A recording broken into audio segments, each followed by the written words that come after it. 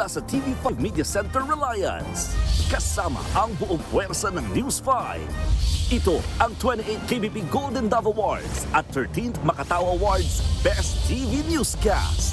Frontline Pilipinas! Pasintabi po sa sensitibong videong ito. Nakikita na to? Ha? Kasi gusto niya manakit. Ang vlogger na yan, walang awang nambugbog ng babae habang naka-Facebook Live. Malagim na aksidente sa Cebu, sa pool sa CCTV. Trabahador, patay matapos madaganan ng slab ng granite. Sa gitna ng malakas na ulan, mga bahay sa Sarangani gumuho at tuluyang tinangay ng rumaragas ang ilog. Ang lalaki namang ito sa Jensan, walang takot na nilangoy ang malakas na agos ng tubig. Ang iba pang update, ihahatid live ng News 5 Mindanao. Pati Metro Manila, binaha na naman kaagad kahit saglit na buhos ng ulan lamang. Ang latest sa habagat at bagyong Quiapo, aalamin natin sa ating weather frontliner na si Alvin Pura. Abiso naman sa mga motorista, presyo ng diesel at gasolina, malaki na naman ang itataas. Malapit na talagang umabot ulit sa 100 pesos kada litro. Pakiusap ng mga jeepney driver, ituloy na ang taas pasahe. Palitan ng piso kontra dolyar, sumadsad sa 61 pesos and 84 centavos. Perang padala ng mga OFW, hindi na rin masyadong ramdam dahil sa mahal na mga bilihin. Eto na nga. Si Bimbi, sinaway ang nurse ng kanyang Mami Chris matapos i-aura ang kanyang puwet. She's making pakita her puwet. Huwag na, don't show that.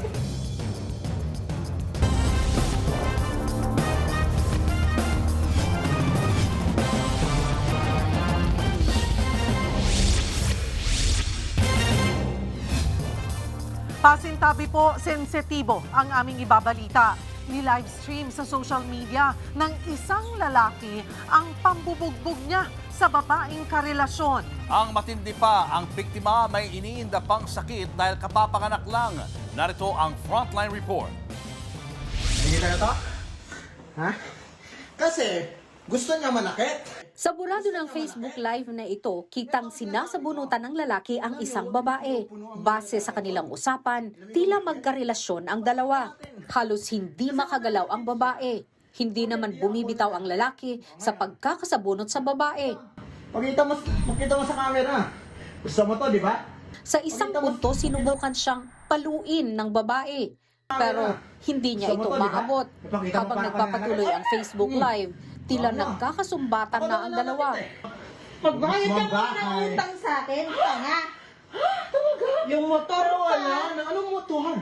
Anong motor pinagsasabi mo? Parang kumuha kasi ako ng motor. Tapos yung motor kasi, tawag dito, sinasabi niya na parang ako. Ako Sa akin nagpilit mo sa kanya. Ha? pinabayad. Ha? Ako nagpilit? Paabono kasi wala kang trabaho. Nang mabitawan ng Ayun, lalaki ang ganyan-ganyan babae, kitang tila may iniinda itong pananakit sa tiyan. Kapapanganak lang kasi umano ng babae ng cesarean. Nagpatuloy naman sila sa pagtatalo. Giit ng lalaki, dati rin daw siyang sinasaktan ng babae. Okay, di naman, huwag kayo mananakit.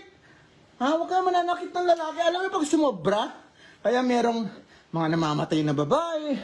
Kasi sobra, alam mo yun, dahil lang dito, nasira utak ko tol. Nakaupo na lang ang babae at tila mangiyak-ngiyak sa sakit. Pero patuloy sa mga litanya at pangungutya ang lalaki.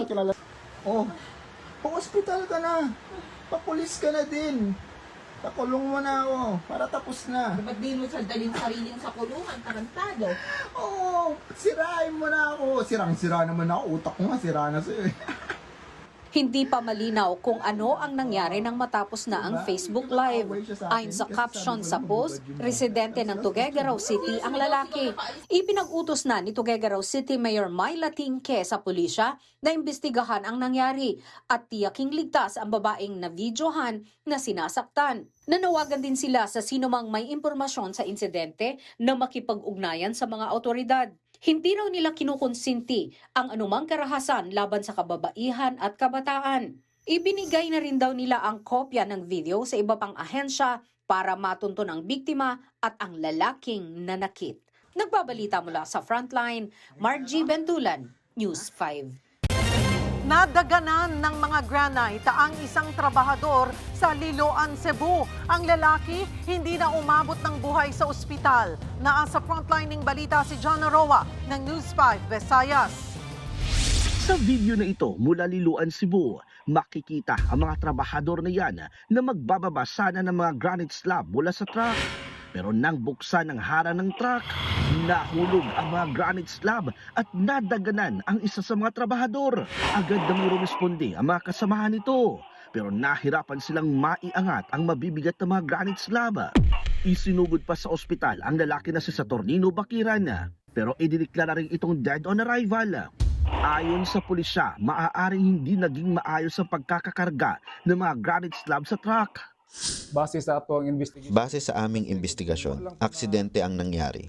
Posibleng hindi maayos ang pagkakapwesto ng mga granite slab. Kaya nang alisin ng tali, natumba ang mga ito at nadaganan ang biktima.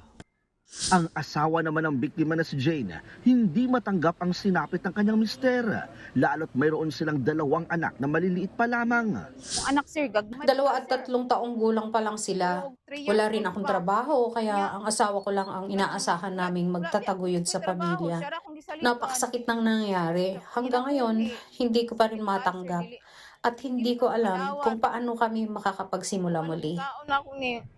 Sa videong ito, inawitan pa ng isa sa mga anak ang nakaburo niyang ama.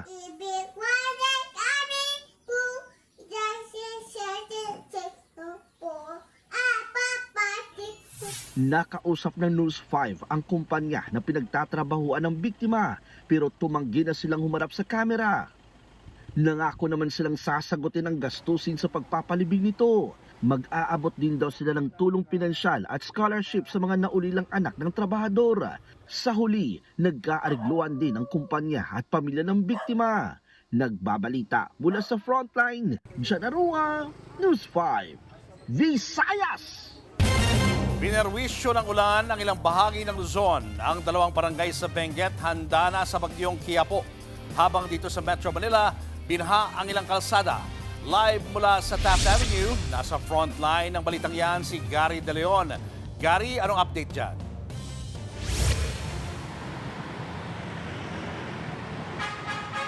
Gilo sa patuloy na pagulan sa Metro Manila, maraming kalsada nakaranas ng mga pagbaha.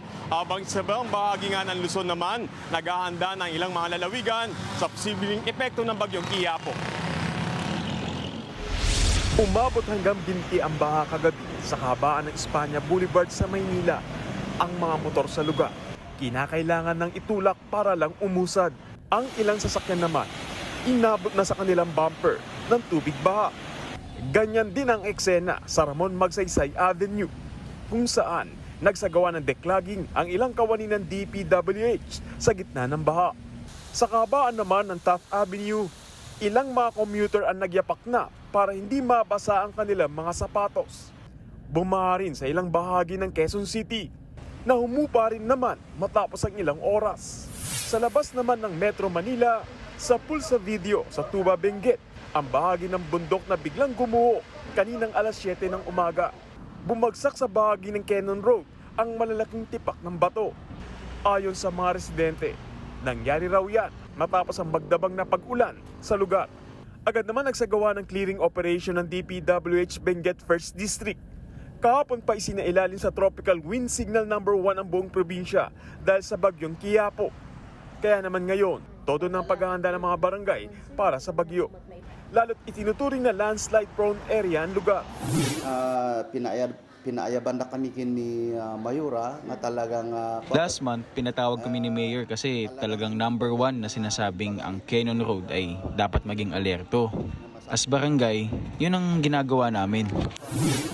Sa Cagayan naman, naging makulimlim ang kalangitan dahil din sa pag-ulan.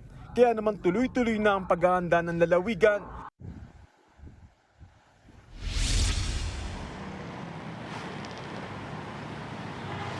Julius, dito sa Metro Manila nga, no, sa buong maghapon, naging pabugso-bugso yung buhos ng ulan na naranasan natin. Pero sa ngayon, dito sa Maynila, sa Taft Avenue, kung saan ako nakapwesto, maswerte naman na walang naranasang pagbaba sa maghapong naranasang pag-uulan. Julius. Maraming salamat, Gary De Leon.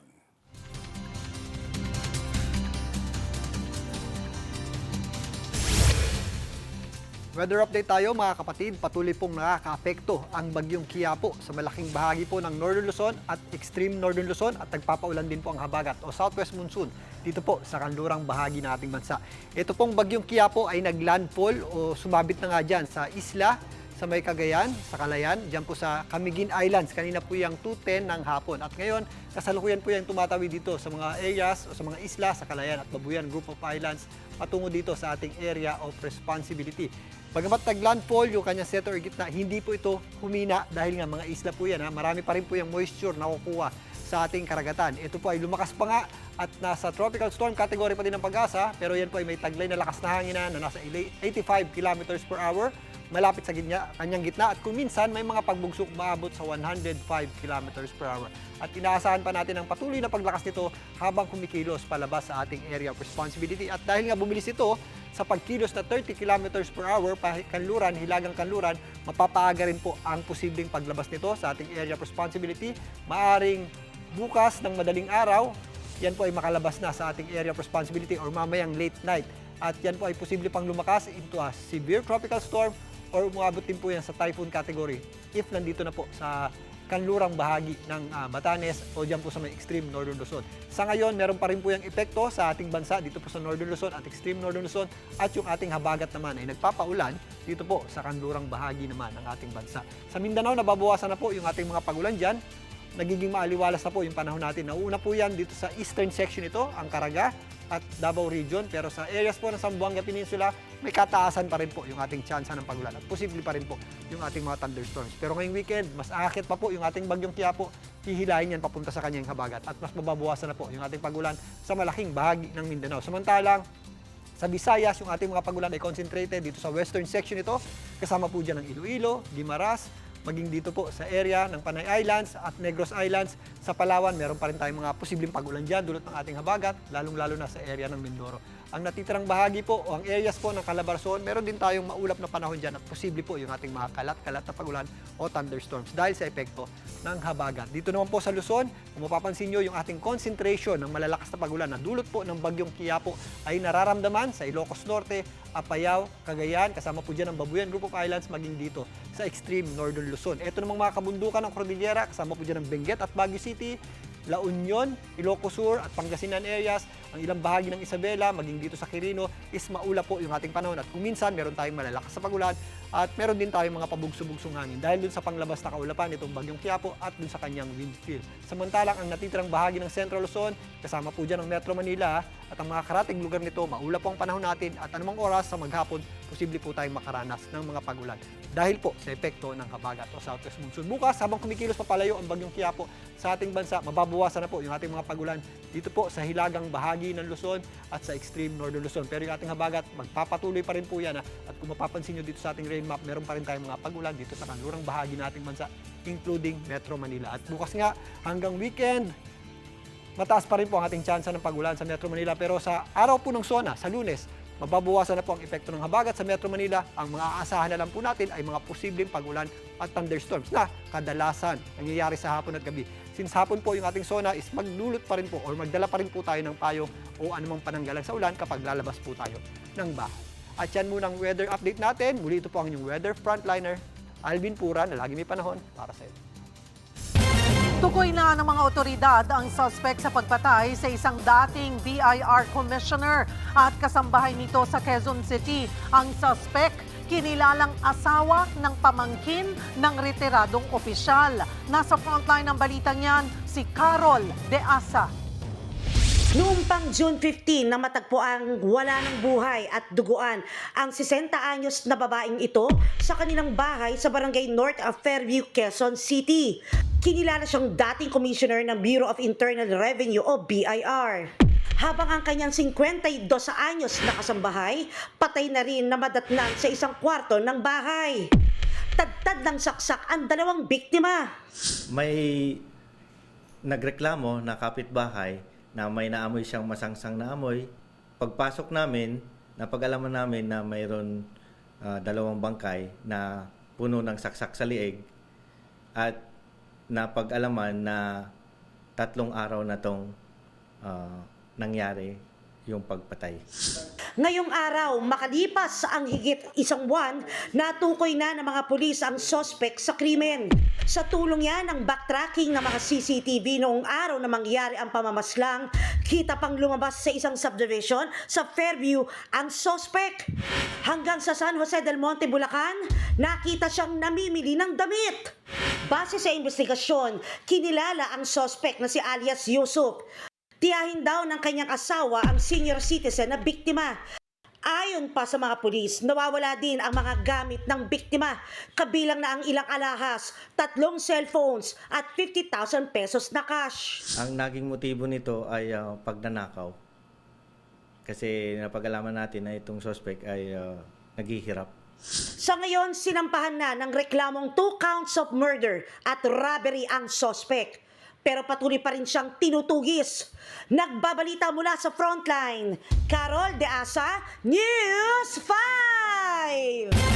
Muling hinarangan at binomba ng tubig ng China Coast Guard ang mga barko ng Philippine Coast Guard at ng Bureau of Fisheries and Aquatic Resources malapit sa Bajo de Masinloc. Ayon pa sa PCG, tila sadyang sinisira ng China ang internet connection ng mga barko para pagtakpan ang kanilang aktibidad. At live mula sa Camp Crame, nasa frontline ng balitang yan si Mobile Journal Alexis Ebue. Alexis, ano-anong barko ng PCG ang nadamay sa harassment ng China?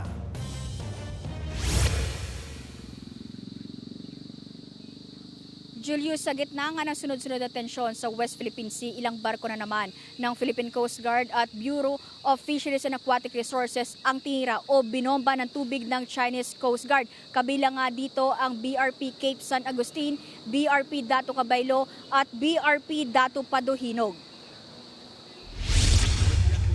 Halos wala na namang makita ang mga sakay ng barko ng Philippine Coast Guard sa panibago na namang pambomba ng tubig ng China Coast Guard malapit sa Bajo de Masinloc.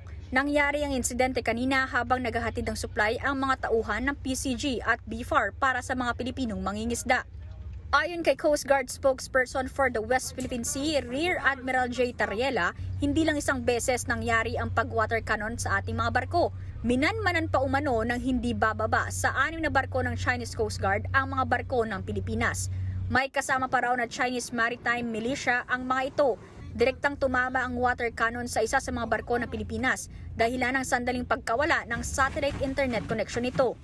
Ayon kay Tariela, sadyang sinira ng CCG vessels ang automatic identification system ng barko para maitago ang insidente. Nalabag umano sa international regulations sa kaligtasan sa paglalayag. Nangyari mga ito sa pagitan ng alas 6 ng umaga at alas 9 ng umaga kanina. Sa kabila ng sunod-sunod na pagbobomba ng CCG vessels sa mga barko ng PCG at BFAR, ligtas naman ang mga sakay. Kinundena naman ng National Task Force for the West Philippine Sea ang anilay labag sa batas at panganib na aktibidad ng China. Ginagawa lang daw ang ating mga barko ang kanilang trabaho para matiyak na ligtas na makapangisda ang ating mga Pilipino. Karapatan daw ito ng mga Pinoy alinsunod sa 2016 Arbitral Award. Kahapon lang nakaranas din ng pag-water cannon at dangerous maneuvering o pagharang ang mga barko ng Pilipinas mula sa barko ng Chinese Coast Guard. Ayon naman sa palasyo, nakausap kagabi ni PBBM sa telepono si US President Donald Trump. Tiniyak daw ni Trump kay PBBM na babagitin niya kay Chinese President Xi Jinping ang mga hinaing ng Pilipinas. Ang pag-uusap nilang yan kasunod ng pulong ni PBBM kay US Secretary of State Marco Rubio.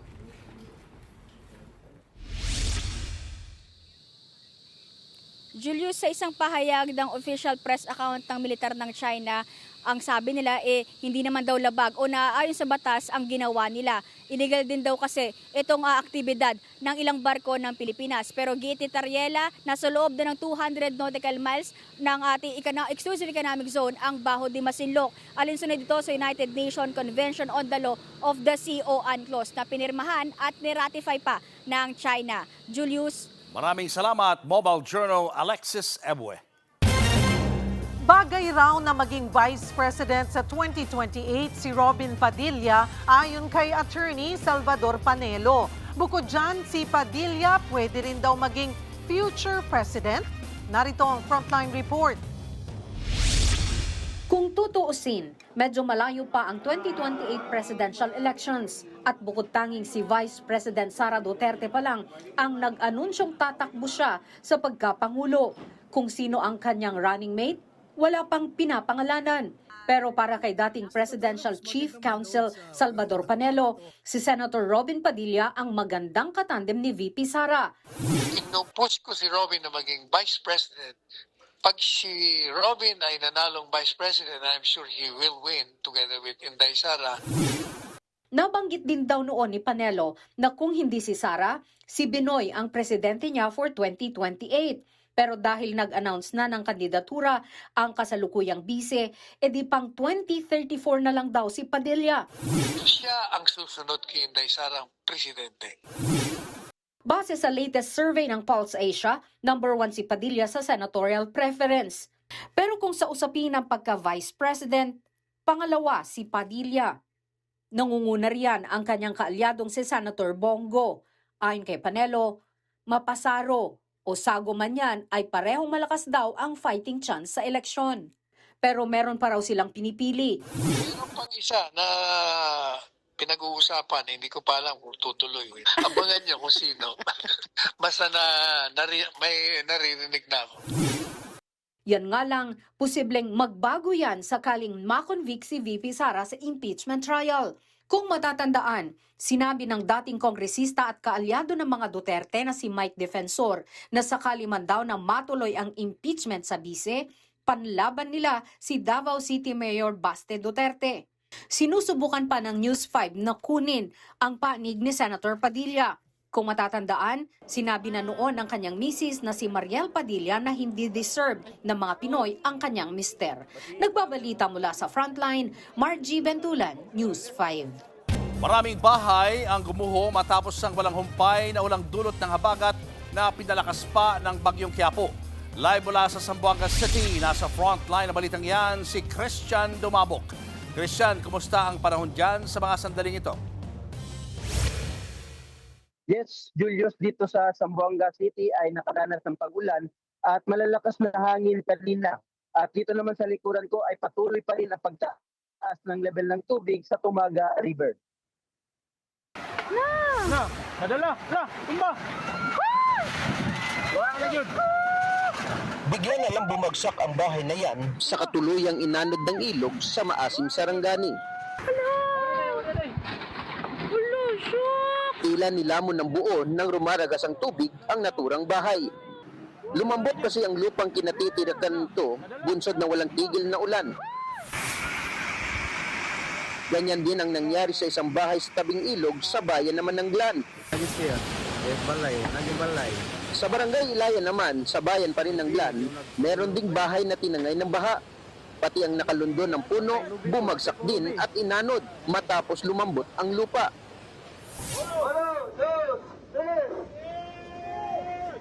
Dahil sa mga ganyang insidente, nagbayanihan na ang mga residente at binuhat ang isang bahay na malapit-lapit na ring maabot ng baha.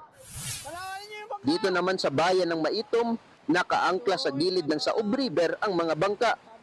Habang ang mga residente, mano-manong hinaharang ang mga kahoy na posibleng humampas at makasira sa mga bangka sa lakas ng ragasa. Sa kabuuan, 14 na bangka ang nawasak, habang ang ilan ay tuluyang tinangay ng dagat. Sa Sarangani pa rin sa bayan ng Kiamba, may nasirang hanging bridge, kaya ang mga residente, kahit delikado, ay tumutulay sa kable. Bukod dyan, isa pang tulay ang nasira, ang Sapumasla Bridge. Kita sa video ang malaking bitak, na dulot pa rin ng ulang dala ng habagat at Bagyong Quiapo. Agad namang rumisponde ang mga tauhan ng Department of Public Works and Highways para ayusin ang tulay. Malakas na ragasa rin ng baha ang namerwisyo sa General Santos City. Sa video na ito, makikita ang isang lalaking buwis buhay na tumalon sa baha. May puntong hindi na siya makita ng mga tao, lulubog, lilitaw. Hala ka! Hala! Ang lalaki, tinangay ng agos. Hanggang sa maswerteng nadala sa mababaw na bahagi, kaya nakaahon siya. Sa Bukidnon naman sa barangay Poco-Poco sa Damulog, nahulog sa tulay ang isang truck. sugatan ng 3 sakay, kabilang na ang driver. Batay sa ulat, madulas ang kalsada kaya nawalan ng kontrol ang driver. Agad namang rumesponde ang Municipal Disaster Risk Reduction and Management Office. Inabot ng 2 oras bago nasagip ang 3.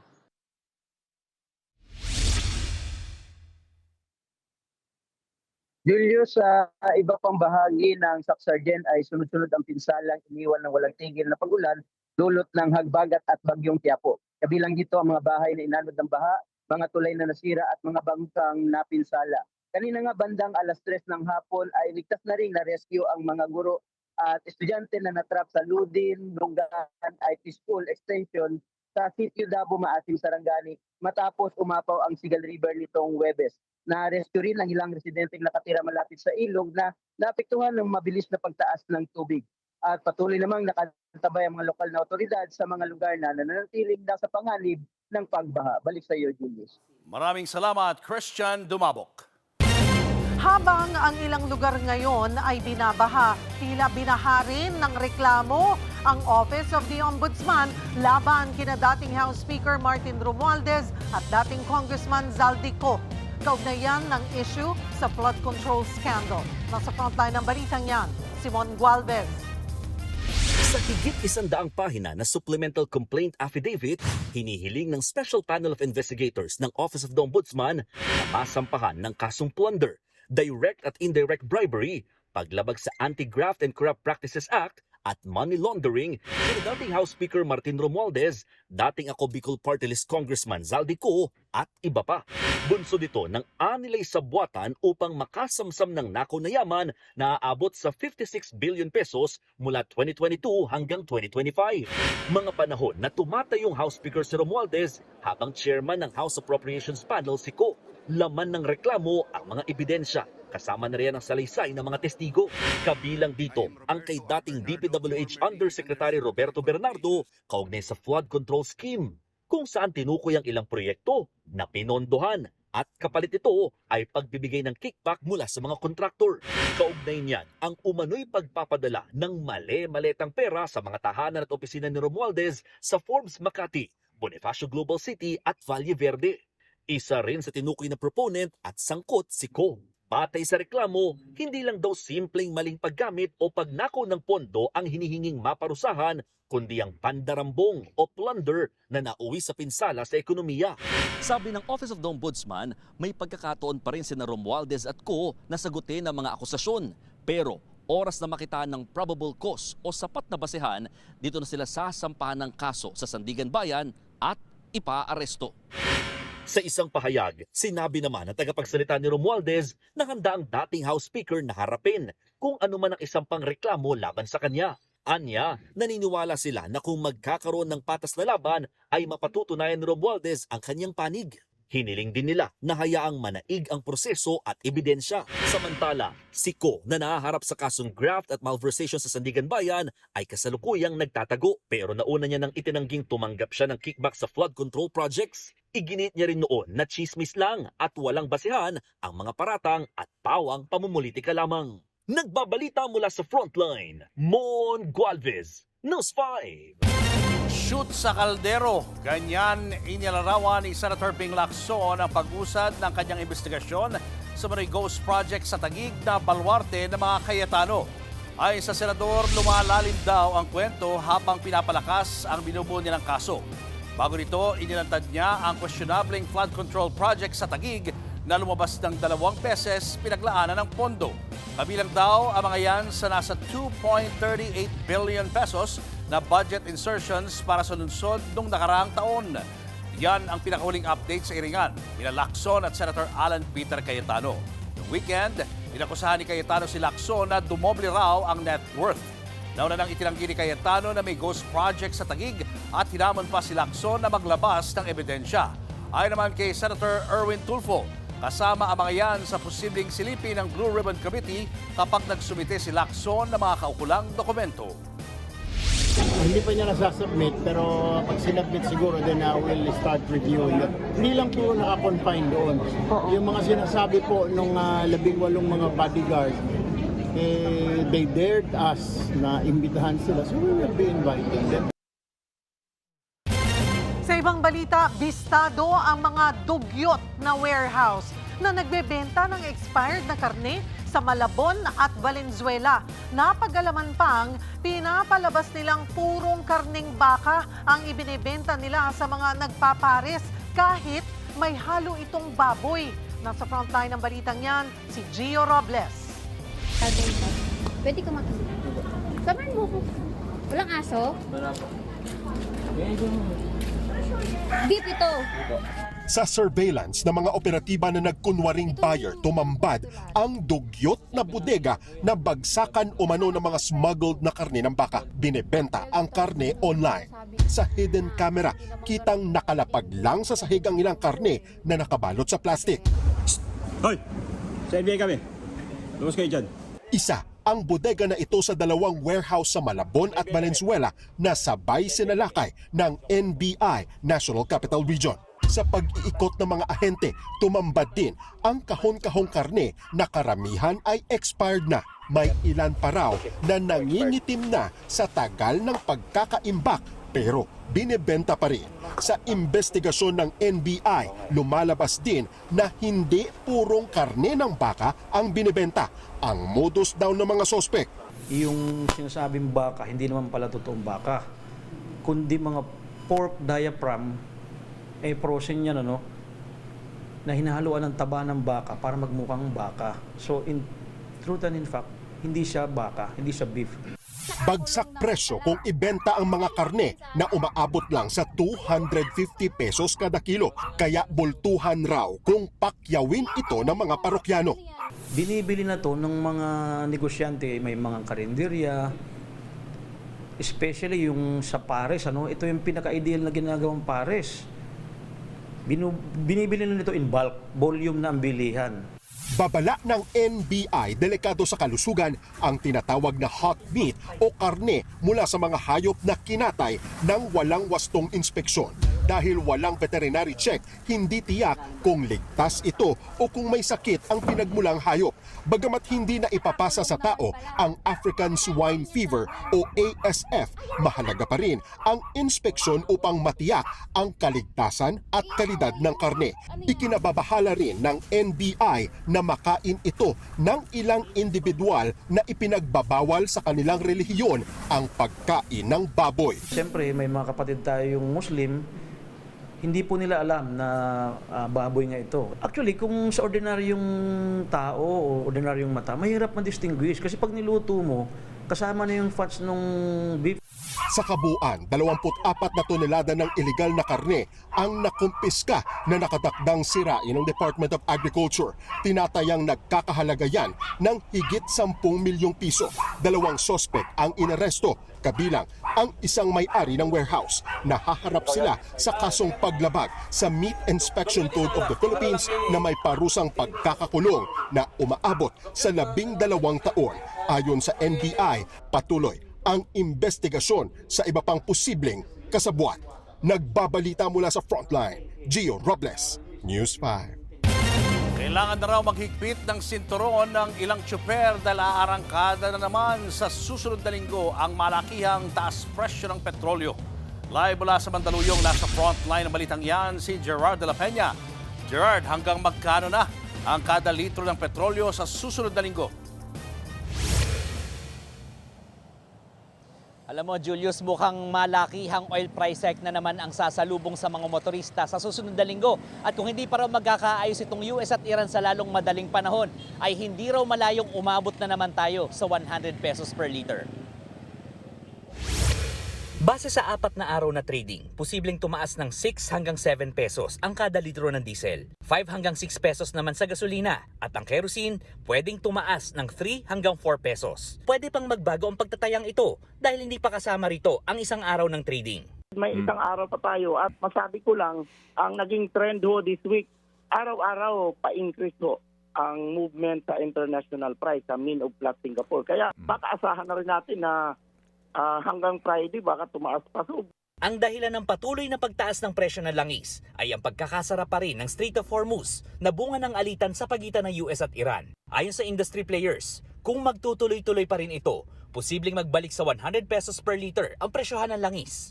Dito sa gasoline station na ito, dito sa Commonwealth Avenue sa Quezon City halimbawa, ay nasa 85 pesos na ang kada litro ng diesel.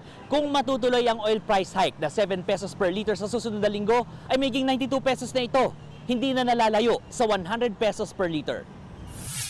Ayon sa Department of Transportation at LTFRB, pinag-aaralan na nila ngayon kung dapat pa bang ipatupad ang piso o 2 pisong taas pasahe sa jeepney. Pinag-aaralan din ang pagtataas ng diskwento sa diesel sa 15 pesos per liter mula sa kasalukuyang 10 pesos. Ang driver na si Raimundo nagpakarga ng 14 liters, kaya ang 1,200 pesos na dapat niyang bayaran naging 1,060 na lamang o may discount na 140 pesos. Pero di siya pabor sa pagtataas ng pasahe. Hindi po ako pabor doon. Bakit po? Lahat magsisuffer eh. Maski kami mga driver, apektado din po doon sa taas pamasahe. Siyempre, nagsasakay yung pamilya namin, yung mga anak namin. Lahat po yan. Lahat bigat tataas. Sa tingin naman ng driver na si Rolly, kukulangin pa rin ang pinagsamang dagdag sa diskwento at pisong taas pasahe. Yung sabi nilang 5 piso, dadagdag maggagawing 15. Hindi pa rin sasapat kasi sa laki ng tinas. Kung piso lang itataas nila, halos tabla-tabla pa rin yung laban. Ang mga pribadong motorista, walang magawa kundi magtipid sa ibang gastusin. Hindi raw kakayaning mag-commute na lamang o mag-work from home ang mga katulad ng negosyanteng si Brian. Pinakamahirap yung mag-commute. So ang gagawin namin, mag-a-adjust kami ng budget namin, mag-iigpit ng sinturon. So yung mga dati binibili namin, magtitipid kami. Kami mag-a-adjust kasi wala naman kami magagawa eh. Nitong nakaraang linggo, ipinag-utosan ng Malacanang si LTFRB na pag-aralan ang pagpapatupad ng naudlot na pisong dagdag singil sa pasahe sa jeepney. Pero nangangamba ang mga transport group. Ngayong mukhang malabo na naman itong mapatupad. At yan nga po, maraming mga naitulong sa amin, mga band-aid solution. Pero ito nga pong piso na aming minimiti na taon na po naming ipinapakiusap. Kung naudlot na naman po, paano po ang mangyayari sa aming hanay? Tumaas na po ng 11 pesos at may patas naman po sa darating na Martes itong presyo ng ating diesel. Wala na po kaming pagkukunan ng aming ikabubuhay. Julius, sa ngayon medyo mabigat ang daloy ng trapiko dito sa bandang EDSA Reliance at EDSA Boni. Pero dito sa gasoline station na nasa likuran ko ay hindi pa ganong karami yung nagpapa-full tank dahil siguro hindi pa alam ng marami nga na magkakaroon ng oil price hike sa susunod na linggo. So meron pa tayong hanggang Lunes para makapagpa-full tank. Julius. Maraming salamat, Gerard de la Peña. Sumadsad na naman sa panibagong record low ang palitan ng piso kontra dolyar. Para sa mga OFW at para sa turismo, okay yan. Pero para sa mga mamimili, dagdag gastos ang ibig sabihin ng paghina ng piso. Sa frontline ng balitang yan, si JC Cosico. Mas maliit na ba ang laman ng grocery cart mo? O napapansin mong parang mas mabilis maubos ang laman ng wallet mo kahit pareho lang ang binibili? Isa sa mga dahilan yan ang pagsadsad ng halaga ng piso kontra dolyar. At kapag humihina ang piso, mas mahal ang presyo ng mga inaangkat na produkto mula sa ibang bansa. Kaya posibleng sumunod ang taas presyo sa gasolina, kuryente at pagkain. Ngayong Biyernes, nagsara ang palitan sa 61 pesos and 847 centavos kada isang dolyar. Ito ang pinakamahinang closing rate na naitala. Mas sadsad pa yan sa naunang record low kahapon na 61 pesos and 75 centavos. Bakit ito mahalaga? Dahil maraming produktong ginagamit natin araw-araw ang imported. Ang mahinang piso ay magpapamahal ng ating inaangkat na produkto katulad ng langis, at ilan pang mga pagkain, raw materials, no? Maaari itong magdulot ng pagtaas ng presyo ng kuryente, pamasahe at iba pang bilihin. Ayon kay Dr. John Paulo Rivera ng Philippine Institute for Development Studies, mas maganda sa ekonomiya ang stable o hindi pa bago-bagong currency exchange rate. Kapag predictable kasi ang palitan, mas madaling magplano ang mga importer at exporter. Mas tiwala ang investors at mas kontrolado ang galaw ng presyo. Pero hindi naman lahat ay lugi. Para sa mga dayuhang turista, mas malakas ang buying power ng dolyar sa Pilipinas. Ibig sabihin, mas marami silang kayang bilhin at gastusin dito na pwedeng makatulong sa ating turismo at mga negosyo. At para naman sa mga pamilyang may OFW, mas maraming piso ang katumbas ng bawat dolyar na ipinapadala. Maganda siyang balita dahil pag natanggap ko yung dolyar, pinalit ko ito sa Philippine peso, mas malaki yung peso value niya. Pero ayon sa isang OFW family, may dagdag nga sa natatanggap na piso pero parang nababawi rin ito ng inflation. Tumataas din yung bilihin. So halos hindi na rin siya talaga, hindi mo na rin siya maramdaman yung pagtaas. Ganyan din ang giniit ng ilang ekonomista. Kapag tuloy-tuloy ang pagtaas ng presyo ng mga pangunahing bilihin, unti-unti ring mawawala ang benepisyo ng mas mataas na remittance. Kaya ang payo, unahin ang pangangailangan kesa luho. Mag-budget ng mas maingat, iwas sa hindi kailangang utang at kung kaya, magtabi ng ipon. Sa usaping ekonomiya, hindi lang mahalaga kung magkano ang kinikita mo, kundi kung gaano pa karami ang kaya nitong bilhin. Nagbabalita mula sa Frontline, JC Cosico, News 5. Showbiz, eto na nga! Mga kapatid, eto na nga ang mga umaarangkadang showbiz balita ngayong Biyernes. Gamay na raw ng A Secret in Prague star na si Andrea Brillantes ang kanyang karakter na si Kiara.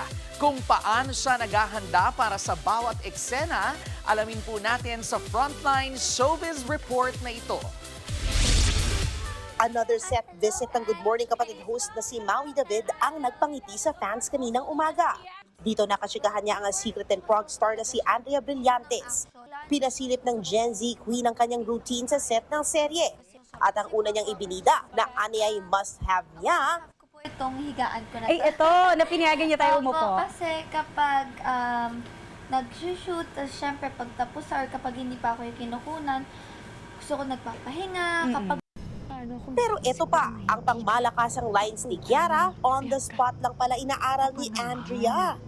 para hindi po ako malito, ngayon ko na lang din siya binabasa. Mula sa scripts hanggang sa actual scenes, paano nga ba nagka-transform ang aktres from Andrea to Kiara Valtervi? We are on our 7th month. So medyo kabisada ko na si Kiara. So I don't really have to super adjust or yung talagang i-internalize ng sobra. Kasi kuwang-kuwa ka na siya. Alam ko na agad ano ma-feel niya. Alam ko na kung ano dapat atake sa eksena. Siyempre, atake rin ang blonde hair niya para sa serye. Pero ano nga ba ang storya behind the look? As in, may itch ako magpa-blonde. Gusto ko magpa-blonde. So medyo, direct, kung papayag ka, pwede ba ako mag-blonde hair? Ang cute! Tapos ayun, pumayag naman siya. Sabi niya, sige, gawin natin. Lagi na lang daw kasing dark ang kulay ng buhok niya sa lahat ng kanyang shows. At alam niyo ba, si Andrea lang ang nagme-makeup sa sarili niya. Ito raw kasi ang chance niya para mag-test ng mga products mula sa kanyang beauty brand. Abangan si Andrea sa mas umiinit pang A Secret in Prague. Madami pa pong pasabog. Madaming literal na pasabog at mga pagbabago na mangyayari na dapat nilang abangan. At speaking of pagbabago, may new time slot na rin ito. Simula July 27, mapapanood na ang serye ng 9:30 p.m. sa Todo Max Prime Time ng TV5. Back-to-back sila ng Sigabo at Someone Someday. Nagbabalita mula sa Frontline, MJ Marfori, News 5. Susunod, construction worker nalapnos ang halos buong katawan matapos matrap sa loob ng nasusunog na tangke ng tubig. Pangulong Bongbong Marcos, panay raw ang revise sa kanyang talumpati para sa SONA dahil gusto niya raw itong maging perfect. Issue ng korupsyon, numero 1 gustong marinig ng taong bayan. Kilalanin na ang babaeng porn star noon pero senador na ngayon. At Bimbi Aquino, sinita ang nurse ng kanyang mommy Chris nang umaaura ito sa kanyang live video. Abangan ang lahat ng yan sa pagbabalik ng Frontline Pilipinas.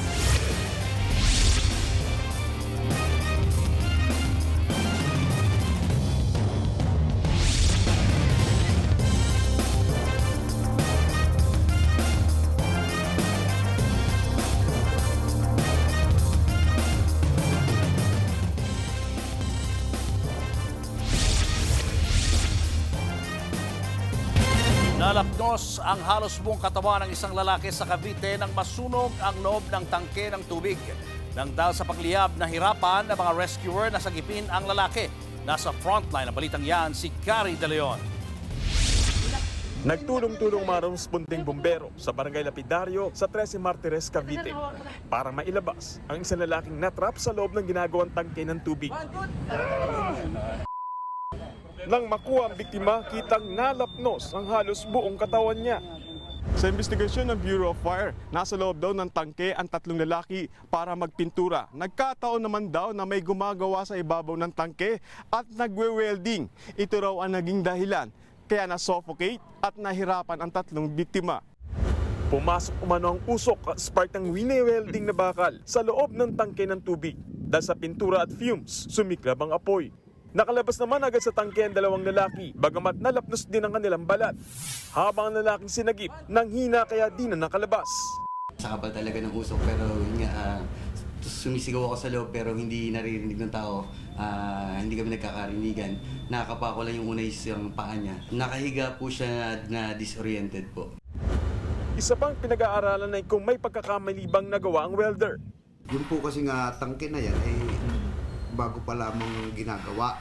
So nagkaroon po siguro ng misjudgment o maling pagkilos yung welder sapagkat alam naman po niya na may nagpipinturo sa baba, subalit nag-welding pa rin siya doon sa ibabaw noong tangke. Dinala na sa ospital ang construction worker na nagtamo ng 2nd-degree burn sa buong katawan.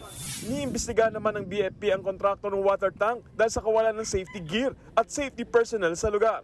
Nagbabalita mula sa frontline, Gary De Leon, News 5. Timbog ang isang lalaking tirador ng mga metro ng tubig sa Pasig City.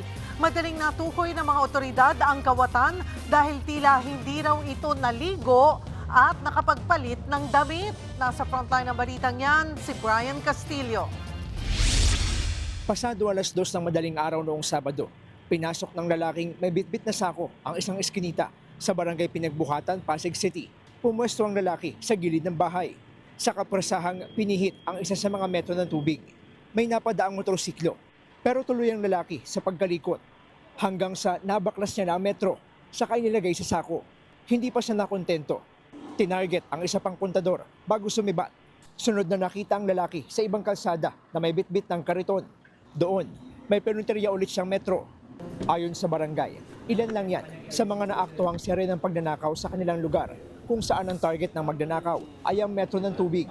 Ang modus po nila, iikot sila na may dalang bike, na may dalang basura, pero ang totoo, minamatyagan nila yung mga metro na kukunin nila. So kinabukasan, babalikan nila at doon na nila gagawin yung pagnanakaw na metro. Kahapon na aresto ang isa sa mga sospek sa pagnanakaw matapos ang ilang araw na pagmamanman ng barangay.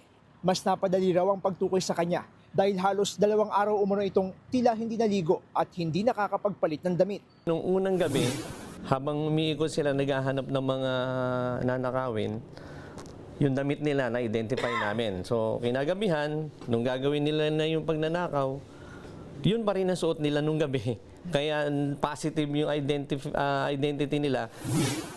Itinuro naman ng sospek kung saan nila ibinabagsak ang mga nakaw na metro at doon na-discover ang ilang sako ng kontador. Ayon sa barangay, na ibebenta raw ang mga yan ng nasa 500 piso kada piraso. Merong isang junk shop na pinagdadalan sila kung saan nakakumpiska po sila ng 1.5 sako pa ng metro na actually, baklas na to. Tanggal na yung mga yung mga mekanismo sa loob. Ang natira na lang yung mismo housing na tanso. Napag-alaman ding dati ng sangkot ang sospek sa illegal na droga, sugal at pagnanakaw. Patuloy namang pinaghahanap ang kanyang mga kasabwat. Nakakulong na ang sospek na nahaharap sa reklamong theft. Nagbabalita mula sa frontline. Brian Castillo, News 5. Showbiz, eto na nga! Eto na nga, umani ng papuri si Bimbi Aquino sa pagiging maginoo. Ito'y matapos niyang sitahin ang kanilang nurse sa tila pag-flex nito ng kanyang puwet. Habang naka-TikTok live si Bimbi, ipinakilala nito sa mga viewers ang nurse ng kanyang Mommy Chris. Maya-maya pa nag-post ang nurse sa harap ng camera at umaura. Ang pagiging conservative ni Bimbi abay kinagiliwan po ng netizens. Nurse Rina. Ang mapagmahal na si nurse. Ba't ganun yun? Bakit yun? Mga garlic boys. Pag ganyan. Mga ganyan. She's making pakita her puwet. Huwag na. Don't show that. Susunod, lalaking nakaaway ng nag-viral na Pinoy sa Italy, nagpakita pala ng ari habang nasa istasyon bago nagkasapakan. Driver na natrap sa nagliyab na kotse, nasagip kaya? At pagkatapos ni Ang at Cora, kilalanin na ang bagong avatar. Yan at iba pa sa pagbabalik ng Frontline Pilipinas.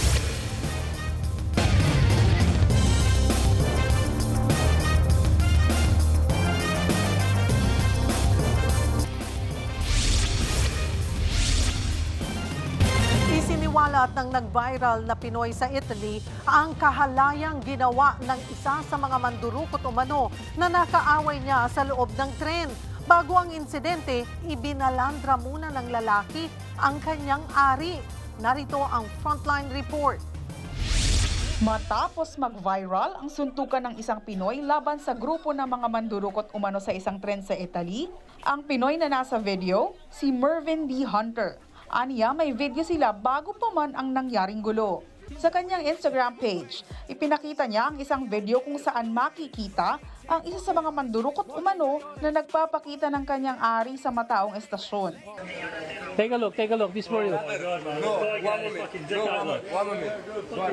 one moment, look, please. Look. Why do you think something? Sa Instagram post, sinabi niyang kinumpronta raw nila ang dalawa na posibleng naghihintay noon ng bibiktimahin. Naalarma raw siya dahil tila proud pa ang mga mandurukot. Sa viral video, nakumpirma rin na ang lalaking nakaasul na kasama niya ay isa ring Pilipino na si Jordan. Magkasama silang nanghuli ng mga mandurukot sa lugar. Isa lang ang nag-viral na video sa madami pang engkwentro ng Pinoy sa mga mandurukot sa Italy. Madalas raw itong mangyari sa lugar dahil tila wala raw ginagawa ang mga security personnel ng tren sa tuwing may mga kawatan. Kaya mensahe ni Mervin sa kanyang mga nabugbog sa tren ay sana magsilbing aral ang kanyang ginawa sa kanila na dadalhin nila sa kanilang paglaki. Nagbabalita mula sa Frontline, Ana Cruz, News 5. Inulan at binaha ang ilang probinsya sa Visayas ng dahil sa habagat. Ang ilang residente kinailangan pang ilikas dahil sa pagtaas ng tubig. Nasa frontlining balita si John Aroa ng News 5 Visayas. Lubid ang tanging kinapitan ng mga kawani ng Philippine Coast Guard para i-rescue ang dalawang pamilyang stranded sa mataas na baha sa boundary ng Barangay Gintas at Barangay Funda sa Hamtic, Antique. Ang tubig, lampas tao na kasi matapos ang malakas na ulan. Thank you, Lord. Nabalahaw naman ang bus na yan sa binahang National Road ng Barangay Caridad. Agad namang pinababa at nailigtas ang lahat ng pasahero, gayon din ang driver at konduktor nito.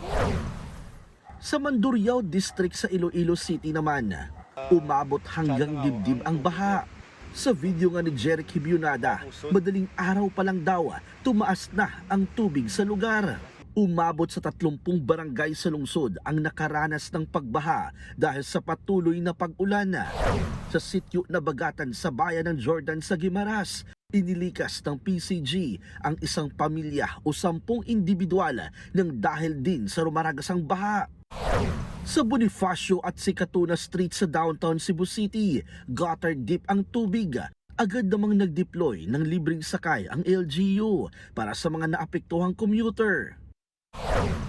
Habang sa Liloan, Cebu, nag-clearing operations ang DPWH sa mga kanal na nabarahan ng mga basura.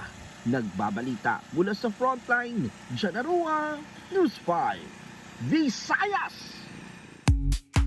Showbiz, eto na nga! Eto na nga, Avatar fans, handa na ba kayo? Ipinasilip na ang ilang eksena sa upcoming animated series na Avatar 7 Havens. Laura needs to be prepared because long ago our ancestors weren't. And the Avatar let us down. Sequel po ito ng seryeng The Legend of Korra. Dito masusubaybayan ang kwento ng isang batang earthbender na natuklasang siya ang bagong avatar pagkatapos ni Korra. Pero ang plot twist, hindi siya tagapagligtas kundi humanity's destroyer. Kaya kailangan niyang hanapin ang nawawala niyang kakambal para mailigtas ang 7 Havens. Ipalalabas na po yan simula October 9. Susunod, babaeng kamote rider, todo outfit, pero walang suot na helmet. Lagot siya sa LTO. Isyu ng korupsyon, numero 1 gustong marinig ng taong bayan sa SONA ni Pangulong Bongbong Marcos sa Lunes. At dating porn star, senador na ngayon. Tutok lang mga kapatid, magbabalik pa ang Frontline Pilipinas.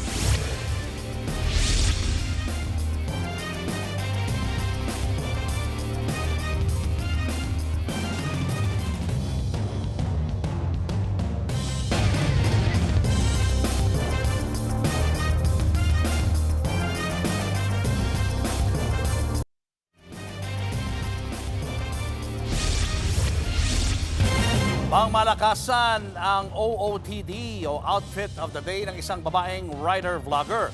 Pero lagot siya sa LTO dahil wala siyang suot na helmet. Nakuhanan pa sa video at nag-viral ang motovlogger.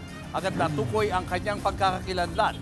Pinatawag na siya ng LTO para pagpaliwanagin kung bakit hindi siya dapat nalagot sa hindi pagsusuot ng helmet. Sa ngayon ay sinasailalim na siya sa 70 araw na preventive suspension ng kanyang driver's license sa pusyang vlogger. Paalala ng LTO, hindi dahilan ang kasikatan para baliwalain ang batas.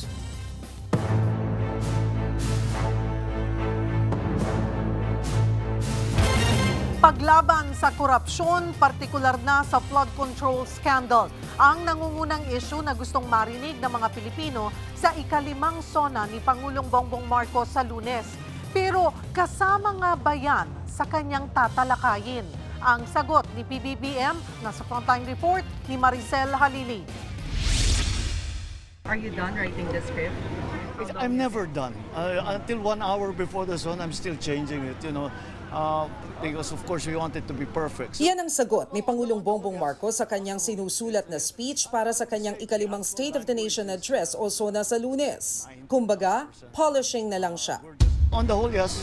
On the whole, I would say the actual language is 90+% done.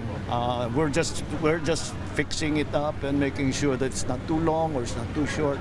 That we have everything that we want to talk about is already. Sabi ni PBBM, ang SONA ay report sa bayan, kaya plano niyang ilatag ang mga pagtugon ng gobyerno sa kabila ng external forces. Bukod sa bagyo at lindol, malaking balakid sa administrasyon sa nakalipas na taon ang krisis sa langis dulot ng gulo sa Middle East. Our response has been good, and we have had to make adjustments, but those adjustments have been effective and have served their purpose. And I know that it has helped people weather this storm and continue to weather this storm until things hopefully normalize. Pero kung taong bayan ang tatanungin, ang inaabangan sa SONA ang usad sa investigasyon sa trilyong pisong flood control scandal. Base sa ginawang Pulse Asia survey mula June 28 hanggang July 6, 29.8% o halos 30% ng 2,400 respondents ang gustong marinig ang update sa pagsugpo ng administrasyon sa korupsyon, partikular na sa flood control scandal. Pangalawa sa mga gustong marinig ang tungkol sa abot kayang bilihin. Pero nang tanungin si PBBM kung kasama ang flood control sa kanyang SONA, matipid ang sagot ng Pangulo. Abangan ang susunod na kabanata. Nagpatikim naman ng kilos protesta ang iba't ibang grupo na nakatakdang sumabay sa SONA sa Quezon City kanina. Sahod! Presyo! Lahat ng sangkot! Dapat managot! Marcos singilin! Tete panagutin! Ang inaasahan nilang tatalakayin ng Pangulo sa kanyang ulat sa bayan ang pagbasura sa Epiralo o pagbawi sa kontrol ng kuryente mula sa mga pribadong kumpanya. Pati na rin ang pagsuspinde ng value-added tax sa langis at iba pang pangunahing bilihin na magpapababa kahit papano sa mataas na presyo nito. Inihahanda na rin ng grupo ang nasa 10 talampakan nilang effigy na tinawag nilang Puppet at Puppet Master. Ang representation, sina US President Donald Trump at PBBM. Nakatakda raw sirain at sunugin ng grupo ang naturang effigy sa Lunes. Nagbabalita mula sa Frontline, Maricel Halili, News 5. Susunod, lasing na lalaking panay raw ang pangungulit. Sinaksak ng sariling ama sa leeg. Driver na trap sa nasunog na kotse. At P-pop boy group na Vision, pang-international na ang level. Tutok lang mga kapatid, magbabalik pa ang Frontline Pilipinas.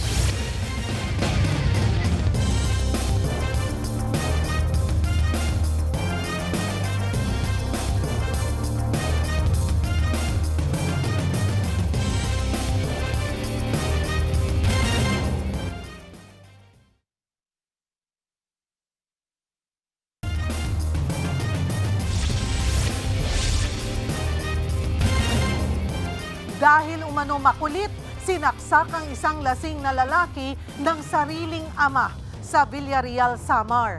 Base sa investigasyon, sinundan umano ng biktima ang kanyang ama sa kanilang bukid. Kinulit nito ang 73 anyos niyang ama na ibigay na sa kanya ang alaga nitong kalabaw. Hinampas umano ng biktima ang tatay sa ulo pero nakaiwas ito. Dito na bumunot ng itak ang ama, saka sinaksak ang anak sa leeg. Naisugod pa ang biktima sa ospital pero hindi na rin umabot. Nahuli na ng mga pulis ang ama pero wala na raw planong magsampa ng kaso ang ina ng biktima. Nailigtas ng isang pulis sa Amerika ang isang driver na natrap sa nagliyab na kotse. Come out through the window! Hey, come out through the window! Sir!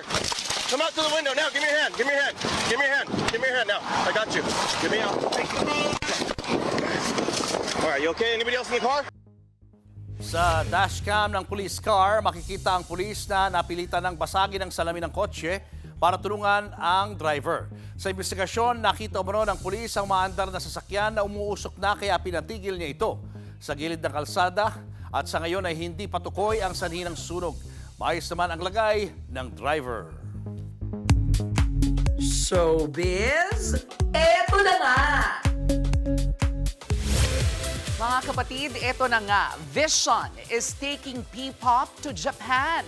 Bibida ang tinaguriang Monsters of P-pop na Vision sa Japanese stage. Dahil nakipag-partner po sila sa isa sa mga leading entertainment companies ng Japan. Nasa frontline ng balitang yan, si News 5 entertainment correspondent Von Belinari. From Pearl of the Orient to the land of the rising sun. Living the dream kung maituturing para kina C13, Patrick, Franz, Sam at Enzo ang bagong blessing sa Vision. Opisyal na kasi sila nakipag-partner sa Japanese entertainment company na PIA Corporation. Ibig sabihin, gagawa ng mga proyekto sa Japan ang Monsters of P-pop. Nakita ng Japanese company ang galing ng Vision nang pinanood nila ang concert ng grupo kamakailan.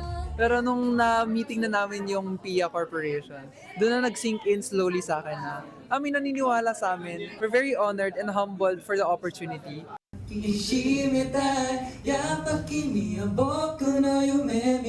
Nagpasample na nga ang Vision sa ilalabas nilang Japanese version ng kanta nilang KNT. Madadala namin yung music namin sa Japan. Doon pa lang, big step na yun for us to represent P-pop. I really hope na umabot sa point na pati ibang P-pop mabigyan na rin ng chance sa Japan. We're hoping na makapag-perform kami sa Japanese stage ng madalas. Pero syempre hindi mawawala yung commitment namin dito sa home country namin, which is the Philippines. And why not back and forth? Abangan ng pangmalakasang Vision soon sa Japanese at world stage. Nagbabalita mula sa Frontline, Von Belinario, News 5. Susunod, Amerika, binulaga ng dagdag taripa ang Pilipinas. Ang epekto niyan, taas presyo. At Dimples Romana, gaganap bilang Tita Precious sa inaabangang serye na Someone Someday, mapapanood na sa Lunes dito sa TV5. Yan at iba pa sa pagbabalik ng Frontline Pilipinas.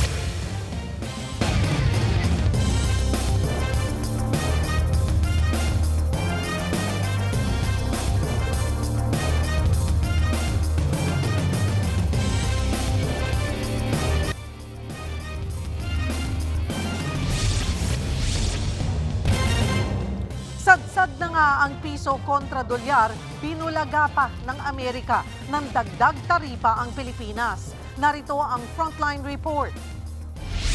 Kagabi lang, nag-usap daw via phone call sina Pangulong Bongbong Marcos at US President Donald Trump. Kasama sa mga pinag-usapan nila ang tungkol sa ekonomiya. Ngayong araw, bumungad ang panibagong 12.5% na export tariff o yung buwis na ipinapataw sa mga produktong inaangkat mula sa Pilipinas. Ayon kasi sa United States Trade Representative, isa ang Pilipinas sa 60 bansang bigong i-ban ang mga import mula sa forced labor o sa pilitang paggawa mula sa Amerika. Kaya bilang parusa, tinaasan nila ang taripa sa electronics, semiconductors at ilang mga agricultural products. Pero ano bang epekto niyan? Ayon sa chairman ng Philippine Chamber of Commerce and Industry at Employers Confederation of the Philippines na si Sergio Ortiz Jr., bagamat hindi paramdam ito ng ordinaryong tao, tatamaan ng pagtaas ng taripa ang ekonomiya lalo't sadsad din ng piso kontra dolyar.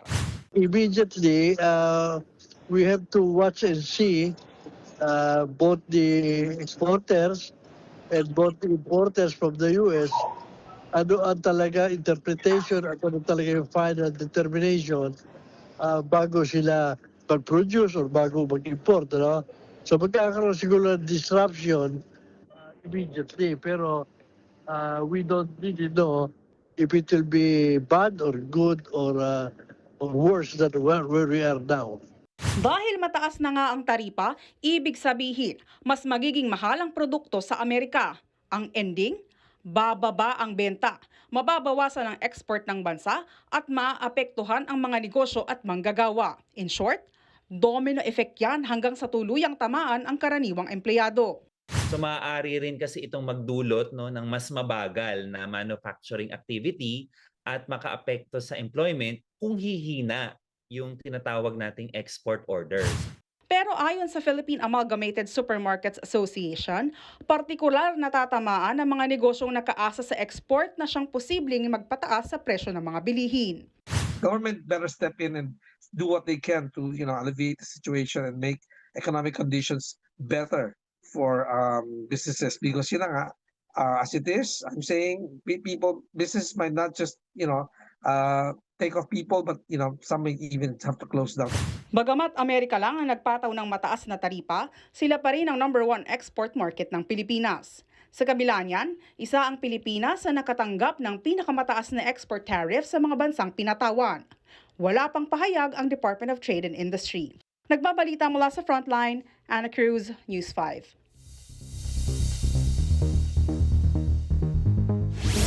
Change career ang isang porn star sa Colombia nang manalo siya bilang senador. Siya po si Alejandra Omania. Isinusulong niya ang karapatan para sa mga adult content creators, ang mental health at ang pagsugpo sa sexual abuse, mga bagay raw na nasaksiyan niya sa bansa. Pero wag munang mag-judge dahil bago siya naging porn star, isa rin siyang journalist o mamahayag. Buwelta niya sa question sa kanyang abilidad bilang senador, walang mali sa kanyang ginawa. Hindi rin daw dapat maging hadlang ang kanyang pagiging porn star noon sa kagustuhang baguhin ang gobyerno. Pang 23 si Omania sa 25 Senate seat. Let's get ready to rumble. Pero hindi tao kundi mga robot ang nagbugbugan sa China. Nagharap sa loob ng MMA-style cage ang dalawang humanoid robot. Nagsungtukan sila, nagsipaan at meron pang spin kick. Hanggang sa mapugutan na ang isang robot na patuloy pa ring lumaban. Sa huli, panalo ang white robot. Nakuha niya ang 10 kilong gold championship belt. Showbiz, eto na nga! Eto na nga, ilang tulog na lang makikilala nyo na si Tita Precious, ang karakter ng aktres na si Dimples Romana sa Someone Someday. Sabi nga po ni Dimples, si Precious daw ang uri ng tita na dadamay sa'yo kapag broken-hearted ka. Nasa frontline ng balitang yan, si MJ Marfori. Ang lucky charm ng showbiz. Yan ang bansag sa industriya sa nag-iisang si Dimples Romana na ngayon ay magbabalik prime time na sa Someone Someday as Tita Precious. Siya ang tita ng karakter ng bida na si Billy, nagagampanan naman ni Catherine Bernardo. 16 years na nang huling magkatrabaho ang dalawa sa Mara Clara, kung saan ni-launch to superstardom si Catherine. My gift is to be able to hype whoever it is I'm working with, and that's what I do. So si Kath, I just needed to remind her just how beautiful she is and how good she is with what she does. And si Kath naman, pagka once na-click na yung button na yun, nako, all the way na siya. Aminado sina Catherine at James na natagalan nga bago mabreak ang ice at magkapalagayan sila ng loob on screen.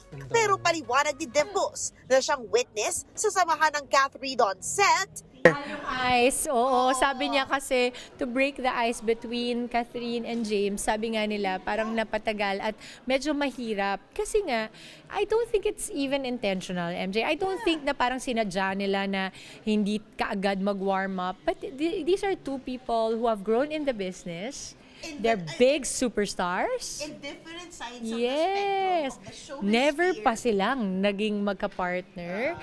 They came from heavy partnerships before, no? So, kumbaga parang bigatin pareho yung mga pinanggalingan nila. So, kinakailangan na at this point, makita naman yung lightness nila. Sa unang episode pa lang ng Someone Someday, may mga agaw eksena ng moments sa ipinakita si Precious.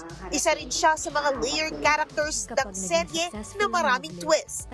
As for my character, Tita Precious, I guess yung lalim niya kasi she kind of grows on you. Yung hindi siya kaagad parang, yun pala yung character niya. But dahan-dahan, ang gusto ko sa kanya, totoong-totoo yung character niya. Yung sure ako na kapag napanood niyo po yung character ko dito, masasabi mo na matatag mo yung friend mo or kapatid mo or ate mo na ganun. Yung kapag magbo-broken heart ka, mas umiiyak siya. Panoorin si Dimples Romana sa Someone Someday na mapapanood na sa Lunes dito sa TV5.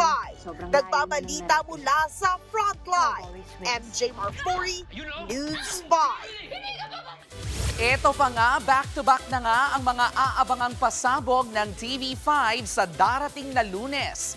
Ipapalabas na ang much-awaited romantic thriller series na Someone Someday.